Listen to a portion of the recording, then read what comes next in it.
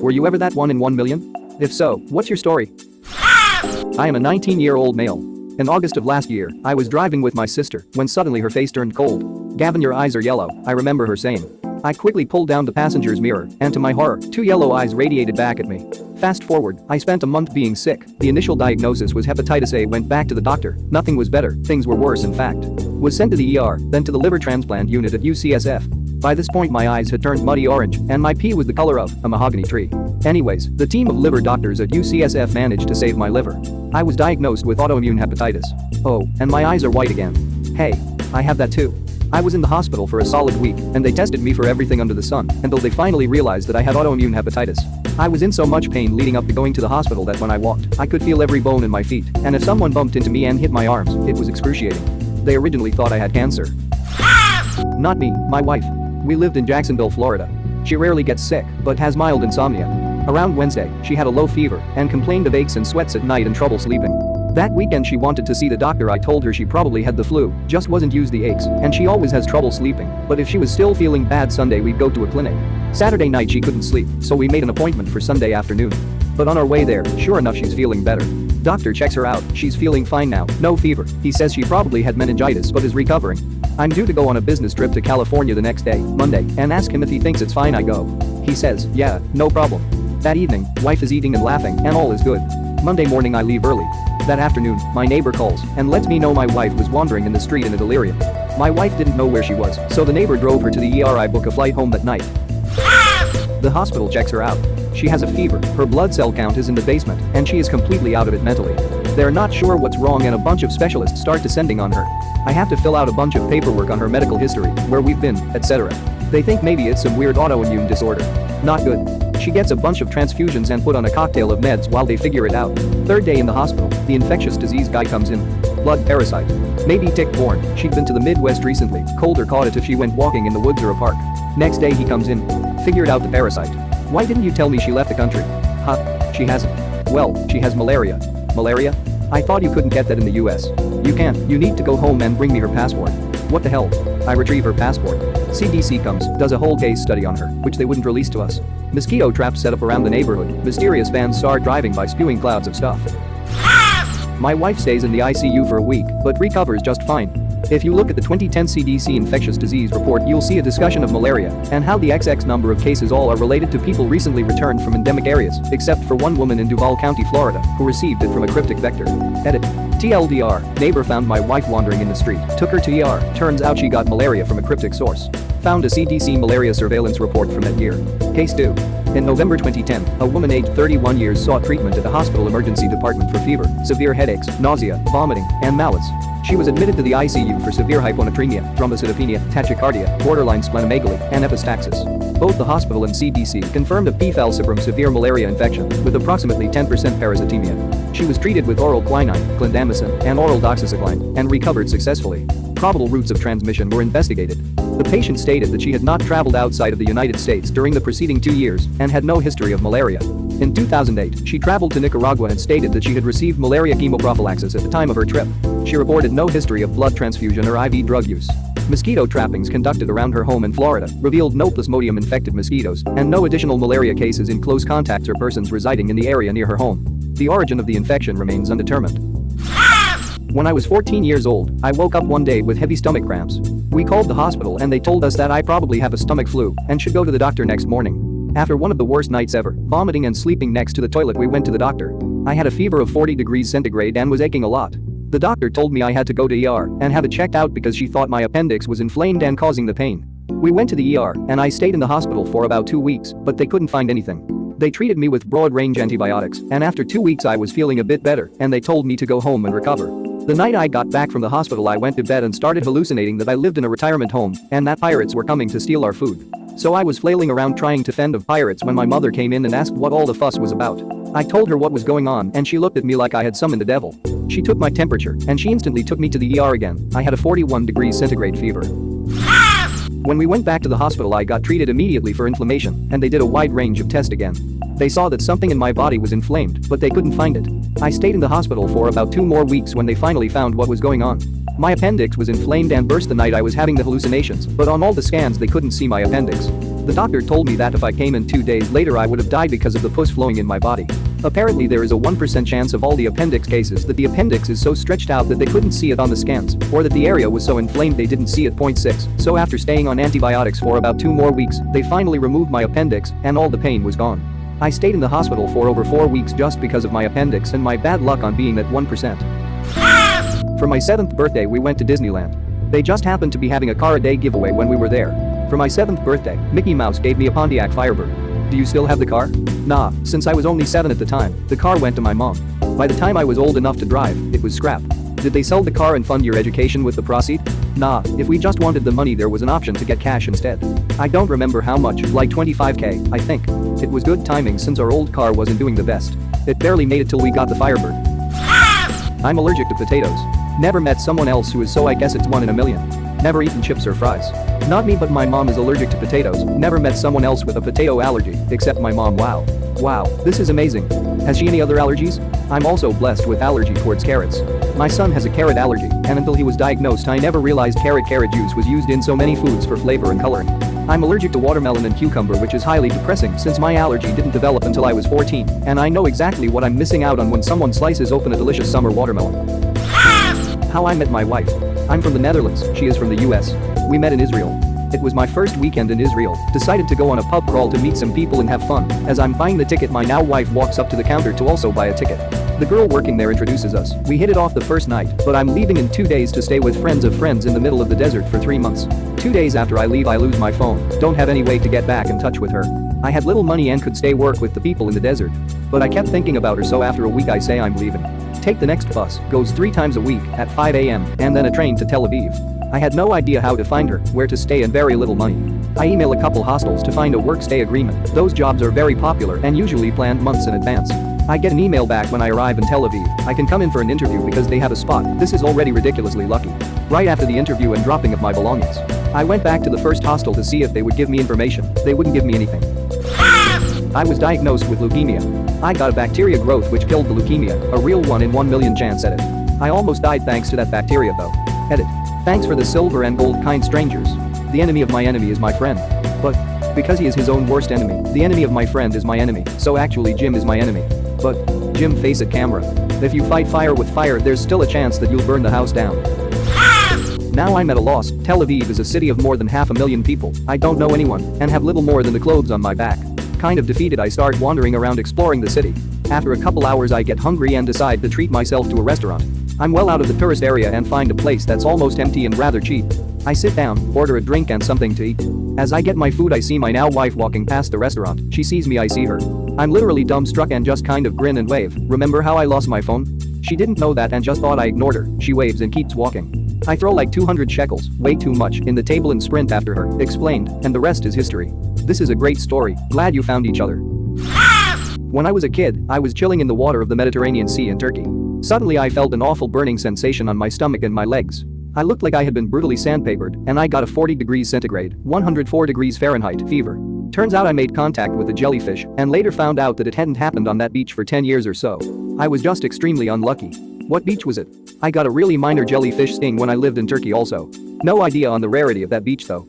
It was in Alanya, 22 years ago. Welp. I'm going there this summer. Scared now, lol.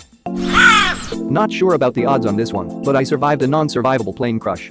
I was on an old Po-2, famous for being very safe and uncrushable, on a tour of the desert in western China when I was like 7. My father's friend who hosted me and piloted the plane didn't survive, but somehow I got out with a concussion and apparently passed out for almost a day in the middle of the desert, in the wreckage of the crash, 50 kilometers from the town airport, on the edge of the desert. The people who found me were some tree planters. They plant greens in the desert to protect towns from sandstorm. A lot of people live in these desert towns in China do this. Found me on their way picking up a shipment, and the only reason they looked was because they were making a bet on how fast the egg would cook in the sand and went off the road to test. Edit. First thing first, according to legends, 15 min. I never tested it though. So, according to my dad's, the theory that I might have lived was because the plane was mostly made out of fabrics and wood. So when the plane crashed, the front half collapsed and took the majority of the impact. Though I got knocked out, I was probably covered under the wreckage and in the shades. It cooled me off enough to survive for a day or so. That's awesomely unbelievable. Did it make you afraid to fly or fearless? I was in 2 separate car crashes in 2 separate cars in less than 45 minutes apart. Also, go you shark boy. Edit. I wasn't the driver for either crash. First car was hit from the side. Friend came and picked us up, car lost traction and we slid off the road and hit a pole. Neither was that bad, just poor timing. I was too. If you count the ambulance. Someone pulled out in front of me and I hit them because I had no time to brake. Had some bad back pain, so an ambulance took me to the hospital. On the way there, someone pulled out in front of them. What kind of fuckwit pulls out on an ambulance? I slept wrong one night and pinched a nerve in my neck so severely I lost the right side of my body. It just went silent like it wasn't there for months. I woke up in the worst pain I've ever experienced and couldn't talk, move or do anything. The ER doctor thought I was having a stroke. My doctor had never seen a case as severe as mine, and it was purely a freak accident. Recovery took months, but I have use of my leg and hand again, with some numbness. Other than pain and spasms, I'm mostly back to normal. I hate reading stuff like this. If you're not safe lying asleep on a mattress, where are you safe? If it makes you feel better, the chances of it happening are smaller than dying in a fire in your sleep. UK1 wife is going to make sure we never sleep again. Had 2 11cm benign tumors growing in my spine, resulting in gradual paralysis from my chest down. They had no idea how the tumors formed. Surgery took 11 hours when they thought it would take 4 because the tumors were so complexly woven throughout my spine. I now have pretty much half a spine and chronic pain, but I'd take that over losing my life from paralysis and being unable to breathe. Edit. Wow, thank you for all the support. I didn't realize this was going to blow up as much as it did. If anyone has specific questions and wants to message me, feel free, I am at your service. Thanks again for all the support and love, it made my day. My dad has this, minus one of the tumors. Experienced not so severe back pain his whole life. One day it just became unbearable, but doctors said you're just getting old, go home and take some Advil. LOL, my dad said frick that went to a private clinic and had an MRI done on his back. Wouldn't you know it, tumor in his spine? About 3 days later, he was on the operating table with one of the best neurosurgeons in the country. Surgery took about 9 hours. Poor Sob felt so much better after the surgery that the next day, he walked and met my mom and I at the hospital doors when we arrived. The first one I don't know about the exact odds, but I was born on 7/7/77 and weighed 7 pounds and 7 ounces. Sadly though I clocked in at 6:50 a.m. The other is that around the age of 14, I started to notice the outsides of both of my feet starting to get much whiter. After a couple of years of buying expensive custom-made shoes, they decided to perform surgery on my feet. Turned out I had extra muscle growth along with something else I don't recall at the moment. My podiatrist told me he submitted a scholarly article on it. May also have been genetic, as when my dad was 3, he developed an extra toe growing out of each one of his big toes. What? A 3? I knew you could develop extra toes as a fetus, but a 3? Criminy. Is no one safe? I think he developed them at 3, or else there was surgery on them at 3, but I know he wasn't born with any showing. Now I'm curious and wish I could find out, heh. When I was a teenager I had just started working at the local Sears Auto Center Express Lube shop, and on day 1 did a quick orientation and my first oil change. The manager walked away when he felt I was good to go, and the oil change went well. Fast forward a few days later, my manager asked me to come into his office, and he explained that the oil filter I had used had one huge flaw. I didn't know what that was, and it turned out the filter was pressed on backwards into the filter can, and it wouldn't allow oil to flow in, and it damaged the motor. They had to purchase a new motor for the person, and I still kept my job. He said it was a 1 in a million chance that would have happened, and it did on my first oil change. They have insurance for a reason. All sorts of weird stuff happened at our Walmart, defective tires, filters, oil, you name it. They don't hold the employees accountable for their weird stuff. Maybe even the manufacturer of the oil filter covered that because it was a manufacturing defect. Not sure if this is a blessing or a curse, but I'm an extremely tall human, 7'3". Yes, really. Not sure how rare that is. 1 in 1.6 million of being over 7 feet tall. 1 in 2 of being asked how's the weather up there. But 7 in 8 chance of being asked do you play basketball? The appropriate response is, it's great. How do my balls smell down there? Edit. Thanks for the silvers. Also, many of you might want to check out our spit fetish, NSFW, with some of these suggestions. I have the rarest type of synesthesia, lexical gustatory. It means I taste words. What's it like? With food words I'd imagine you taste the food, but what do numbers taste like? Colors? Nouns? Do people's names have a taste? Sorry for the spam, but this sounds so darn cool. Yet, food words taste like the food. Other than that, words just have their own tastes regardless of what they mean. Also, the same words in different accents taste different. Can you give us an example? Like, does the word chair taste like chili lime? I don't think there is a way to describe it. I'm colorblind, so I figure OP trying to explain how words taste to you would be like you explaining what turquoise looks like to me. I just won't understand ever. I was struck by lightning while talking on a landline. This was in the early 90s. Lightning struck the telephone line and traveled through the handset to my ear. My parents drove me to the ER. I couldn't talk very well. My brain knew what I wanted to say, but my mouth didn't want to say it. I had a terrible stutter. My doctor told me that I had had a dose of good old-fashioned electroshock therapy. My speech was normal the next day, but I get a terrible headache whenever a thunderstorm comes through. Edit. Auto cucumber. Edit 2. Thank you for the gold. I have an unknown type of autosomal dominant centronuclear myopathy. My type of it is so rare that they haven't even seen it before. Getting diagnosed was a multi-year struggle. They pretty much had to rule out everything else. It doesn't feel great to be in this club by myself. Countless blood draws, MRIs, CAT scans and a biopsy and genetic test. So far, it looks like my father and I are the only ones with it. Yay. Edit. Thank you guys for all the kind messages and support. I really do appreciate it. If anyone is going through the struggle of getting a diagnosis, message me. I can't help with the diagnosis, but I can help with the feelings. Second edit. As a researcher has pointed out, this isn't really rare. Just a type that hasn't really been seen in the population yet. Meaning there is certainly more people out there. Just not tested or diagnosed yet. In the future, I'll probably be 1 in 50,000 to 1 in 100,000. Sorry to make everyone think I was 1 in a million. My brother and I have a new type of muscular dystrophy apparently. The biopsy sucked and I hate the permanent scar, keloid scarring, so it's bumpy and weird. Years of tests and being sedated for things. The files were so large it was insane. Going to the special kids hospitals up until we were old to say no, enough is enough. I am allergic to the cold. Like literally. I get intense hives, swelling, I pass out, and throw up. Doesn't even have to be freezing. Below 45 degrees without a jacket and I can't do it. I have to carry an EpiPen with me in the event that I drink something too cold or have a severe reaction. Edit. Thank you kind stranger for my first silver. Please tell me you moved somewhere warm. It's been 4 hours. I guess the winter got him. Winter is coming. We feared fire. We feared swords. Nobody told us to fear the cold. I own a Lego minifigure called Mr. Gold. This particular minifig was to celebrate the 10th series of the Lego figurine line. They are sort of like grab bags, you can feel for them, but you don't know what minifigure you're really going to get. So because they were celebrating, they thought it was a good idea to only make $5,000 of these. Anyways, when I was younger and even now I was really good knowing which figures they are simply by looking at the figures pieces and feeling out those pieces. I really liked the minifigures cause I thought they were really cool and unique, so I really wanted Mr. Gold and me and my mom hunted for it for a long time, but after a while I gave up. Then one day I was at the Lego store and felt the distinct diamond piece and freaked out. Finding this figure was a downright fantasy. I'm 18 now and still want to relive 12-year-old me's pure joy as he opened the packaging. Edit. Thanks for making me Mr. Gold twice, also 2 words. I was kidnapped when leaving work and held for 18 months, along with 2 other girls. The guy who took us claimed himself to be an ineffable lower god and used cult tactics, manipulation and control to have us be his family. I was allowed to leave to the grocery store as an errand, but knew if I didn't come back the others would receive my punishment. I finally got away by stabbing my captor when I believed he was going to kill me. Edit. I did a podcast about the experience, and if you'd like to give it a listen, go check out. Wow, this is an amazing story. I'm so glad you're here to tell it.